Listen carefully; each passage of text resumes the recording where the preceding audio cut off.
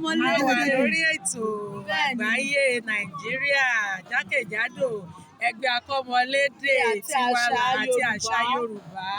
Níbẹ̀ la wà báyìí tá a ti ń gba ìdánilẹ́kọ̀ọ́ ní Yewa College ní Ìlárò. Ibẹ̀ la ti ń gba ìdánilẹ́kọ̀ọ́ lóríṣiríṣi àwọn àṣà wa. Ẹ jẹ́ ká jọ pawọ́pọ̀ gbé àṣà àti ìṣe Yorùbá lárugẹ. Ẹ fún wa lórí ẹyin Yorùbá kan. Ohun àní là ń gbé lárugẹ. Ohun àní là ń gbé lárugẹ. Ẹ bá wa gbé àṣà yìí lárugẹ. Ohun àní là ń gbé lárugẹ. Ẹ bá wa gbé Yorùbá lárugẹ. Ohun àní là ń gbé lárugẹ. Ohun àní là ń gbé. Ohun àní là ń gbé lárugẹ. Ohun àní là ń gbé.